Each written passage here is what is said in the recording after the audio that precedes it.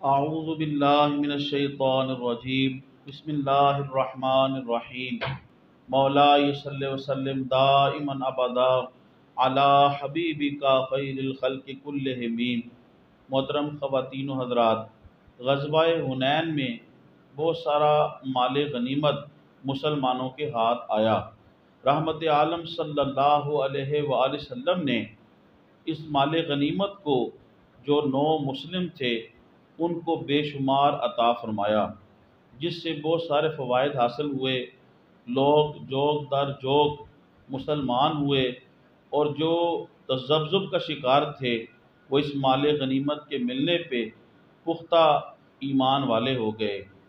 محترم خواتین و حضرات، لشکر اسلام میں جہاں بہت سارے مخلص اہل ایمان ایسے تھے جو رحمت عالم صلی اللہ علیہ وآلہ وسلم کی خواہش اور رغبت اور ابرو کے اشارے پہ عمل کرنا اپنے لیے باعث ہزار سعادت سمجھتے تھے، وہاں چند بدبخت ایسے بھی تھے کہ جن کی نظریں نور مصطفی کو دیکھنے اور مقام رسالت کو پہچاننے سے اندھی تھی۔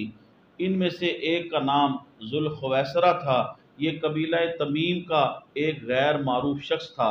جب رحمت عالم صلی اللہ علیہ وآلہ وسلم مال غنیمت کو تقسیم فرما رہے تھے تو یہ کھڑا ہو کر دیکھتا رہا۔ جب حضور پر نور تقسیم اموال غنیمت سے فارغ ہوئے تو وہ بولا، اے محمد، میں نے دیکھا جو آج آپ نے کیا ہے۔ پہلے تو اس کا حضور کو نام کے ساتھ پکارنا ہی اس کی منافقت کا اظہار کر رہا تھا۔ صحابہ کرام رضوان اللہ علیہ مجمعین کی مقدس جماعت جب بھی رحمت عالم صلی اللہ علیہ وآلہ وسلم کو پکارتی تو یا نبی اللہ، یا رسول اللہ کے باادب الفاظ سے حضور کی بارگاہ میں عرض گزار ہوتے تھے، تو اس کا محمد لفظ کے ساتھ پکارنا ہی اس کی منافقت کو ظاہر کر رہا تھا۔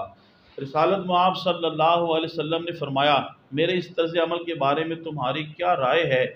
تو ذوالخویسرہ نے کہا کہ میری رائے تو یہ ہے کہ آپ نے اس تقسیم میں عدل و انصاف سے کام نہیں لیا۔ یہ سن کر رؤوف الرحیم رحمت عالم صلی اللہ علیہ وآلہ وسلم کے چہرے پر انوار پر غصے کے آثار نمودار ہوئے۔ حضور نے فرمایا، ویحک، تیرا کھانا خراب ہو، اگر میرے پاس انصاف اور عدل نہیں تو کون ہے جو انصاف کرے گا اور کس سے تمہیں عدل ملے گا؟ امیر المومنین سیدنا عمر بن خطاب رضی اللہ تعالی عنہ حاضر خدمت تھے۔ انہوں نے عرض کیا، حضور اجازت دیں تو اس منافق کا سر قلم کر دوں؟